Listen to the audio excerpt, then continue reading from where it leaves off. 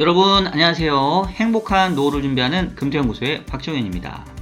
지난주 국내 증시는 미 연준의 금리 인하 시기가 지연될 것이라는 우려 속에 이란의 보복 공격이 임박했다는 소식으로 인해 2주 연속 비교적 큰 폭의 조정을 보였는데요. 특히 국내에서는 총선 결과 야당이 압승을 거두면서 그동안 정부가 추진해왔던 밸류업 프로그램이 불확실해졌다는 우려감으로 인해 보험과 금융주 등 관련된 수혜주가 약세를 보였습니다. 한편 지난주 금통위에서 한은 총재는 연준의 피봇을 전제로 통화정책 차별화 가능성을 내비치면서 중동 불안 우려와 함께 원달러 환율이 연중 최고치를 경신하였습니다. 결국 주말 사이에 이란이 이스라엘에 대한 보복 공격에 나선 가운데 향후 중동의 지정학적 리스크는 얼마나 커질 것인지, 이에 따른 시장 영향은 무엇인지 오늘 영상에서 자세하게 짚어보도록 하겠습니다. 자, 그러면 일요일에 만나는 이슈 분석 지금 바로 시작하도록 하겠습니다. 자, 여러분 주말 잘 지내고 계십니까? 오늘 현재 시간은 4월 14일 오후 12시 47분을 지나가고 있는데요. 이거 봄이 오는가 싶었더니 또 바로 여름으로 가는 것 같아요. 지금 오늘 거의 막 30도에 육박하는 것 같은데, 저는 개인적으로 사계절 중에 봄 날씨 제일 좋아하는데 갈수록 봄이 짧아지는 것 같아서 너무 안타깝고 아쉽게 생각을 합니다. 자, 어쨌든 뭐 날씨는 너무 좋고 정말 바깥 나들이 하기 너무 좋은데, 제가 지난주부터 좀 금융시장은 오히려 좀 싸하다, 분위기가 좀 뭔가 곧 터질 것 같은 좀 불길한 예감이 든다, 뭐 이런 말씀 좀 드렸는데, 일단 지난주에도 전체적으로 국내 주식시장은 별로 좋지를 않았습니다. 지금 2주 연속으로 국내 증시가 좀 크게 조정을 받는 모습들을 보였고요. 다우 같은 경우는 조금 차트가 약간 좀 고점 대비 좀 많이 하락을 했고, 나스닥이라던가 S&P는 뭐 여전히 조금 견조하긴 한데 전체적으로 조금 그동안의 상승 탄력이 확실히 좀 둔화된 모습이고요. 국내에서도 코스피라던가 코스닥이 그동안 올해 이 4월 초까지만 하더라도 2780선을 내다보면서 상당히 좀 좋은 모습들을 보였고, 드디어 삼성전자가 이른바 8만전자를 뚫어내고 하이닉스도 계속 최고치 경신을 하면서 분위기 좋았거든요. 미국의 AI 반도체에 대한 어떤 수혜, 외국인들의 지속적인 매수, 이런 것들이 상당히 좀 분위기를 좋게 만들긴 했었는데, 지금 두 가지 악재가 시장에 좀 부각이 된 것 같아요. 하나는 제가 지난주에 미리 조금 뷰의 변경을 말씀드렸던 미국의 통화정책 관련 부분인데, 지금 지난주에 미국의 CPI와 이 PPI 물가지표들이 나오면서 이제 6월 달에 금리 인하 가능성은 완전히 물 건너 가버린 것 같고요. 현재로서는 뭐 7월도 좀 애매하고 9월 정도나 가서 금리 인하가 좀 검토될 수 있지 않겠냐라는 쪽으로 지금 시장 컨센서스가 바뀌어버렸습니다. 일단 그렇게 된 이유가 뭐 아시겠습니다만은, 기본적으로 이 헤드라인 CPI 값이 다시 조금 반등을 하면서 지금 3.5까지 지금 올라와 버렸는데, 지금 그 작년 하반기 이후에 올해 연초만 하더라도 금방 3% 뚫고 내려갈 것 같았는데 지금 다시 올라오고 있거든요. 지금 계속 연준 멤버들의 얘기로는 금리 인하는 물가가 2%대에 안착할 것이다라는 확신이 들기 전까지는 이르다라는 얘기를 하고 있습니다. 물론 이제 연준이 타겟팅하는 물가는 이 CPI가 아니라 PC, 그것도 코어 PC이기 때문에 코어 PC만 보게 되면은 뭐 훨씬 낫죠. 그렇지만 헤드라인 CPI나 이런 것들이 계속 높은 수준을 유지하는 한 연준이 마음 편하게, 어쨌든 간에 금리 인상 사이클 이후에 첫 번째 금리 인하기 때문에 그동안의 통화정책의 방향의 항로를 바꾼다라는 측면에서는 매우 의미 있는 그런 어떤 이벤트거든요. 그래서 첫 번째 금리 인하에 대한 의미와 무게가 상당히 크기 때문에 이거를 쉽사리 불안한 상황, 애매한 상황에서 하진 않을 겁니다. 어느 정도 이 정도면 금리 인하 해도 되겠네 라는 상황이 좀 어느 정도 마련이 돼야 되는데, 그러려면은 뭐 일단 헤드라인임에도 불구하고 이 CPI가 조금 안정화되는 모습들을 보여야 될 텐데요. 일단 제가 다시 물가 추정을 좀 해보니까 조금 안 좋아졌어요. 지금 3월 물가가 3.5% 나왔죠. 뭐 정확하게 하지만 3.47 뭐 이 정도인데, 이제 반올림해서 한 3.5 정도 얘기를 수치는 나온 것 같고요. 지금 4월 달 전망이 일반적인 모형으로는 한 3.3 정도 나와주는데, 지금 문제가 지금 유가가 지금 높은 수준을 유지하고 있기 때문에, 과거의 그 월별 패턴에 따른 물가 수준보다는 조금 높게 나올 가능성이 높아요. 그래서 제가 지난주에도 원래는 한 3.4 정도 예상된다 했는데 3.5 정도 나왔잖아요. 그러니까 0.1%포인트 정도가 분명히 유가가 작용하는 힘이 있거든요. 그러면 지금 현재로서 모형에서 나오는 건 한 3.3 정도면 지금 현재 상황에서는 유가가 뭐 더 올라가지 않는다라고 한다면 이 정도 80불 후반대 정도 수준이라고 한다면 지금 4월 달 물가, 5월에 발표되는 4월 헤드라인 CPI는 한 3.4 정도, 3.5보다는 살짝 내려오지만 여전히 좀 3% 중반 정도고, 그 다음에 향후 궤적이 어떤 그림이 예상되냐면, 지금 현재 모형상에서는 올해 8월 이후 여름이 지나야 그때서나 3%를 깰까 말까 하는 그럴 물가의 궤적이 예상이 됩니다. 그래서 제가 지난주 이슈 분석할 때 물가와 금리에 대한 기본 가정이 바뀌었다. 기존에는 물가에 대한 전망이 뭐 한 2분기 이후부터는 3% 이하로 내려가면서 연준도 6월부터 금리 인하를 저도 예상을 해왔는데, 지금 현재로서는 올해 여름이 지나야 비로소 이 물가가 3%에 어떻게 보면 근접할 것 같고, 그런 거 감안해 보면 현재로서는 7월로 조금 애매한 부분이 있는 것 같고, 진짜 한 9월 정도 가서나 첫 번째 금리 인하하고 뭐 12월에 하고 뭐 이렇게 해서 연내 2번 정도로 금리 인하에 대한 폭과 시기가 좀 늦춰지는 게 아닌가라는 좀 생각이 들고요. 뭐 그렇다고 한다면 지금 일단은 그 미국이 S&P 5 기준으로 보면 현재 그 12개월 포워드 PR이 한 21배 정도 되거든요. 그래서 이 포워드 PR의 역수가 계산해보면 한 4.75, 4.8 이 정도 수준 나오는데, 지금 미국채 10년이 지금 4.5 정도 수준이니까, 그, 지난, 여름에 한참 조정받았었을 때, 미국채 10년짜리 5% 갈 때, 그때 S&P 500이 포워드 PR 20배여가지고 딱 5%고, 주식의 기대 수익률도 5%, 미국채 금리도 5%. 그럼 뭐하게 위험량이 있는 변동성이 높은 주식을 하냐, 차라리 채권을 하지, 이러면서 이제 사실 지난 여름에 미국 증시가 큰 폭의 조정을 받았죠. 근데 밸류에이션 수준에서만 보게 되면 지금 그 상황에 지금 온 거예요. 지금 그 정도 레벨에. 지금 언제냐면 지금 제가 요 얘기하고 있는 거죠. 지금 작년에 요때, 작년 8월부터 작년 10월 말까지 4,600 갔던 S&P 500이 4,100까지 무려 500포인트 하락을 했는데, 이때가 바로 미국채 10년짜리 금리가 보시면 요때죠. 요때 8월부터 10월까지 금리 높을 때.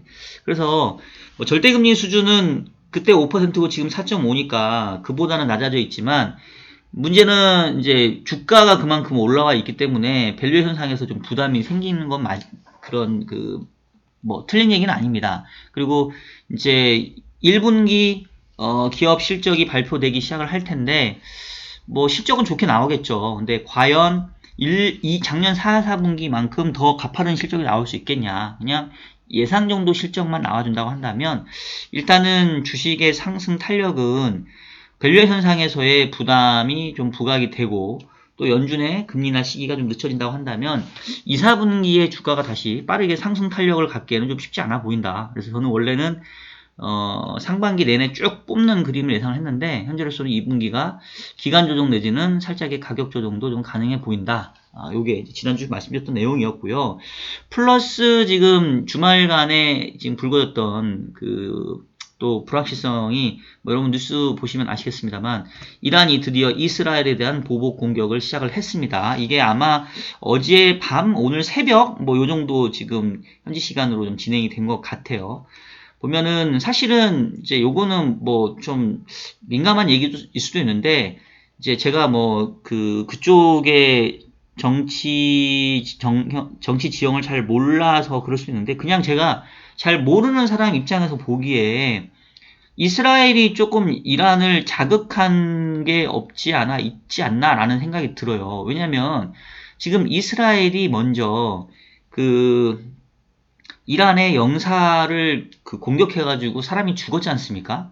그러니까 이제 결국은 이란 입장에서는 이거는 실질적으로 우리 이란의 그 뭐라고 하죠? 그거를 이란의 영토를 공격한 거나 똑같다. 그래서 이거를 가만둘 수 없다. 시리아에 있는 이란의 대사관을 공습을 한 거죠. 죄송합니다. 영사관이 아니네요. 그래가지고 그 부분들 때문에 이란 입장에서는 보복을 해야 이게 그 정치적으로도 입지가 있는 거지.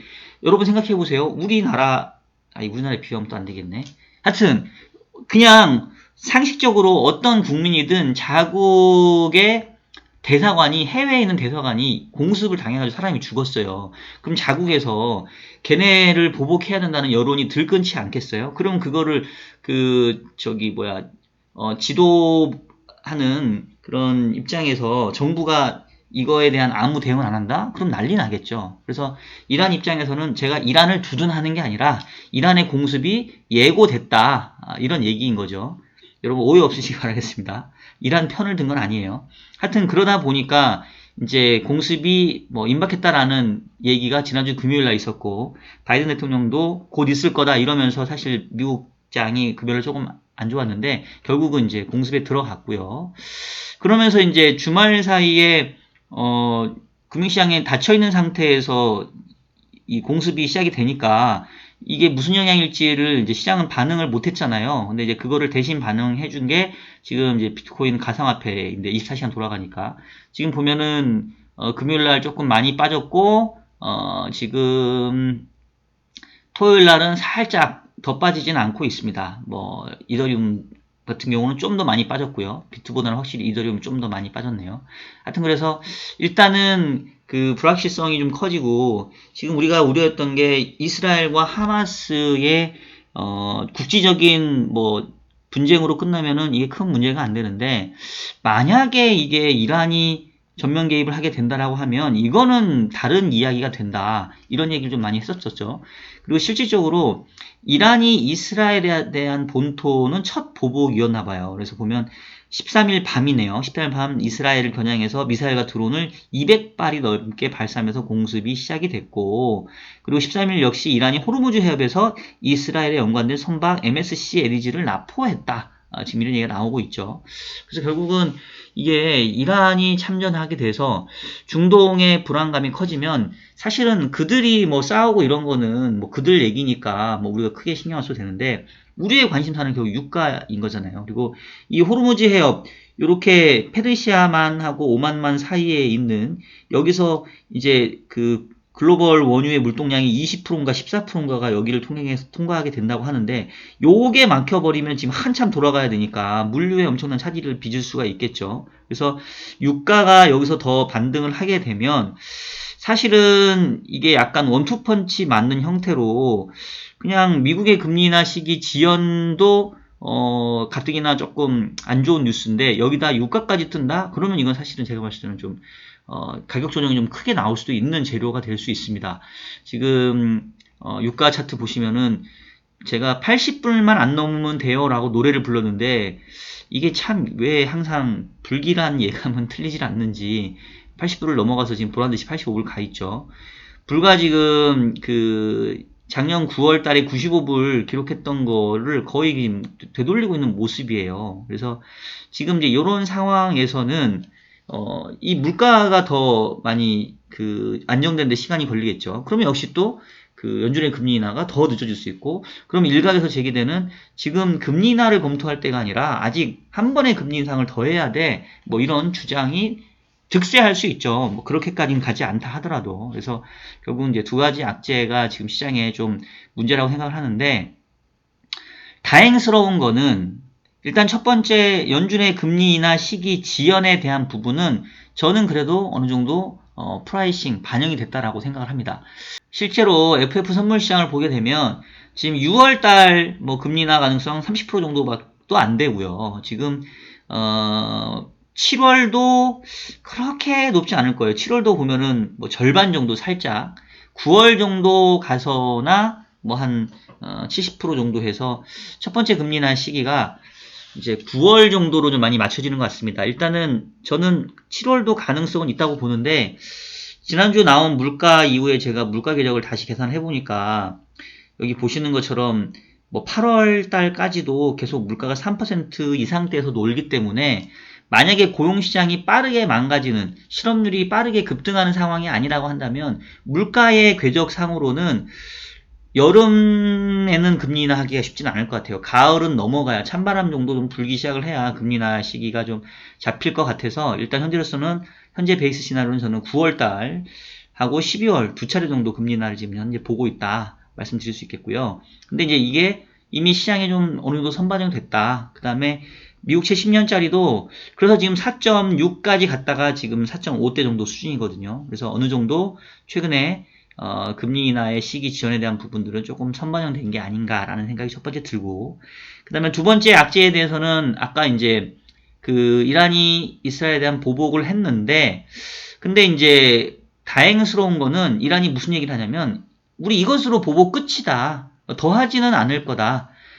유엔 주재의 이란 대표부가 그 X 트위터 전 트위터에다가 이번에 우리가 이제 어떤 그 시오니즘에 대한 뭐랄까 응징을 위해서 이번에 보복을 했는데 더 하지는 않을 거다. 이걸로는 이제 마무리됐다. 이제 이렇게 지금 얘기를 하고 있어요. 그래서 얘네들도 지금 확전하기가 싫은 것 같아요. 확전에 대한 부분들이 이란 입장에서도 지금 쉽지 않으니까. 그래서 보면 그 유엔 주재 이란 대표부가 X에 이란의 군사 행동은 우리 외교 시설에 대한 시오니스트 정권의 침략에 대한 대응이다.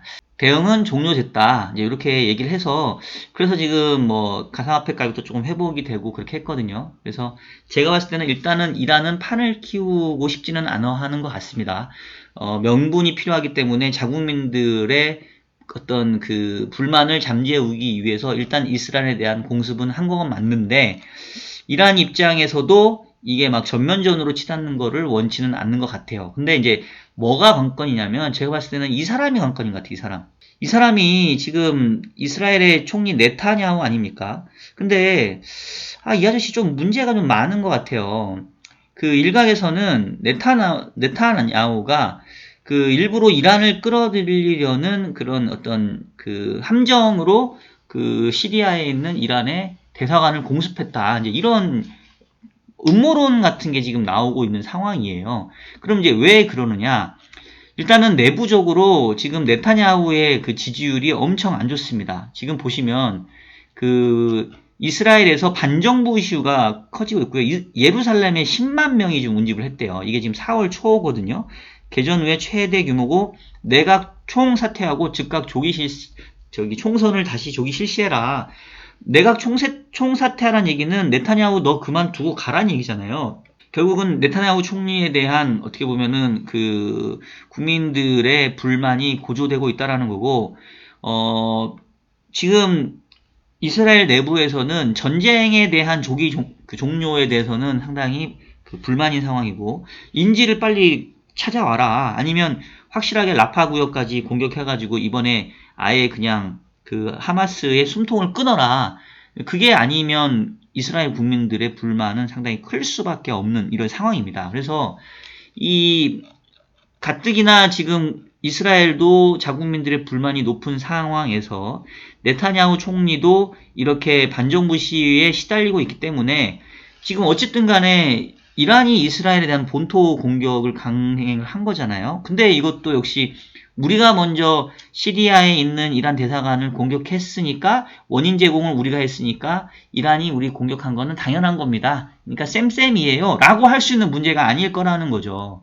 그럼 네타냐후 입장에서는 또 뭔가 강한 대응책을 내놔야 가뜩이나 성난 민심을 달랠 수가 있다는 거죠. 그래서 제가 봤을 때는 다시 또 이스라엘이 어떻게 이란에 대한 보복 공격에 나설지가 이번에 이 중동발 불확실성이 더 커질지 말 건지를 좌우할 것 같습니다. 일단은 미국 바이든 대통령 입장에서는 지금 선거도 얼마 안 남은 상황이고 이게 전선이 넓어지면 상당히 골치 아파지기 때문에 이란한테도 좀 참아 이러고 있고 이스라엘한테도 네타냐후 당신 지금 실수하는 거다. 지금 여기서 멈춰야 된다라고 지금 중재를 하려고 하는데 양쪽 모두 성난 민심이 있기 때문에 이 부분들을 서로 어느 정도 수준에서 타협할지에 대해서는 아주 복합적이고 복잡한 그런 정치 공학적인 부분이기 때문에 사실은 이게 좀 예측을 하기 쉽지는 않을 것 같아요. 그냥 어느 정도 선에서 둘이 완만한 수준에서 절충하면 좋겠는데 항상 이런 군사적인 충돌들은 그 흔히 말하는 실수에 의해서 뭔가 의도치 않은 사건에 의해서 이게 확전되는 경우가 많기 때문에 그런 부분들 때문에 그래서 사실 좀 불확실한 거죠. 그래서 일단은 이란 입장에서는 우리 이 정도면 보복이 끝났다라고 해서 그냥 손을 털고 싶으나 만약에 네타냐후가 다시 멱살을 끌고 진흙탕으로 끌고 오면 이게 또 끝난 게 아닐 수 있으니까 그 부분에 대해서는 조금 불확실성이 좀 남아있다고 볼 수 있겠죠. 그래서 결론적으로 말씀을 드리면 첫 번째 금리나 지연에 대한 부분들은 뭐 이미 시장의 센티멘트도 후퇴를 했고 뭐 금리도 좀 올라왔고 뭐 2주 정도 조정받았고 했으니까 뭐 이 정도면 추가적으로 가격이 크게 세게 받을 것 같지는 않은데 만약에 이란의 보복이 여기서 끝나지 않고 네타냐후가 또 추가적으로 도발을 해서 이게 진짜 이란과 이스라엘의 전장이 확산되고 정말 그 호르무즈 해협 잠겨지고 그래서 결국은 유가죠, 유가. 우리가 눈여겨볼 거는 유가 요게 다시 크게 올라간다고 하면 사실은 정말 시장 분위기 상당히 좀 싸해질 수 있습니다. 그래서 그 부분에 대한 어떤 모니터링이 좀 필요할 것 같고요. 지금 같은 상황에서 이제 어떻게 대응했냐 사실은 쉽지가 않아요. 여기서 갑자기 그러면 다 팔고 현금 비중 늘린다? 이것도 좀 쉽지 않고 지금 최근 좀 빠졌으니까 여기서 저가 매수한다? 그것도 지금 여전히 불확실성이 남아있고 그래서 지금 같은 상황에서는 지금 일단은 조금 이익 난 것들을 일정 부분 차익 실현하고 일부 현금으로 들고 있는 것까지는 오케이. 근데 여기서 본격적으로 포트를 완전히 뒤집어 까가지고 현금 비중 확 늘리고 뭐 크게 뭔가 이벤트가 터지기를 그쪽에 배팅한다? 그것도 제가 봤을 때는 RWA로 다 변동성이 열려있기 때문에 저는 그냥 개인적으로 제가 매달 DC형으로 자금이 유입이 되고 그 다음에 제가 다행스럽게도 4월달에 포트폴리오 리밸런싱 한다고 제가 좀 많이 팔고 많이 샀어야 됐는데 많이 팔고 아직 많이 안 샀어요. 근데 시장이 빠져가지고 저는 좀 개인적으로 약간 럭키한 케이스. 그래서 일단은 저가 매수 기회를 볼 건데 조금은 저는 한 템포는 좀 쉬면서 이거는 뭐 누가 예측할 수 있는 상황이 아니니까 그런 정도로 저는 일단 시장에 좀 대응하려고 하고 있고요. 이번 주 정도 지켜보면 어느 정도 좀 윤곽이 나올 거니까 그때 이 이란과 이스라엘과의 갈등이 어떻게 전개가 될지는 한 주 정도 더 지켜보고 다음 주에 또 제가 말씀 좀 드리도록 하겠습니다. 자, 여러분 지금까지 이란의 이스라엘에 대한 보복 공격에 따라서 과연 향후 중동에 대한 불확실성이 얼마나 커질 것인지 또 이에 따른 시장의 대응 방안 어떨 것인지 살펴보았으니까요. 여러분 한번 다시 한번 들어봐 주시면 좋겠고요. 제가 지난주 금요일날 오랜만에 인포맥스 라이브 이제 제가 사회는 안 보고 이제 패널로 나갔는데 조금 제목이 너무 자극적이었나요? 지금 환율이 뭐 1,400원 가까이 돼서 그런지 많은 분들이 봐주셨는데 댓글이 230개나 달렸더라고요. 근데 댓글 보면 좋은 내용은 없어요. 뭐 한국 망했다, 어쨌다, 뭐 쟤는 알고는 하는 소리냐, 뭐 이런 얘기를 하고 있는데 분위기가 별로 좋은 것 같지는 않습니다. 아무래도 지금 원달러 환율이 연중 최고치 전고점을 넘어가고 지금 1,400원 거의 눈앞에 보이다 보니까 지금 아마 NDF 시장에서는 1,380원까지 갔을 텐데 근데 일단은 제가 뭐 방송에서 얘기했지만 뭐 우리만 약한 건 아니고 그리고 전체적으로 봤었을 때 지금 예전에 비해서는 외화 자산도 많이 늘었기 때문에 옛날처럼 뭐 이렇게 위기로 볼 건 아니지 않냐라는 그런 견해를 밝혔는데 뭐 또한 제가 너무 낙관론일 수도 있으니까 하여튼 환율과 이 유가의 흐름 잘 지켜보면서 지금은 절대 서두를 때는 아니니까요. 여러분 현재로서는 보수적으로 접근하시는 게 조금 더 맞지 않나라는 생각이 듭니다. 자, 그러면 저는 다음 주에도 더욱 유익한 영상으로 여러분들 찾아뵙도록 하겠습니다. 여러분 안녕.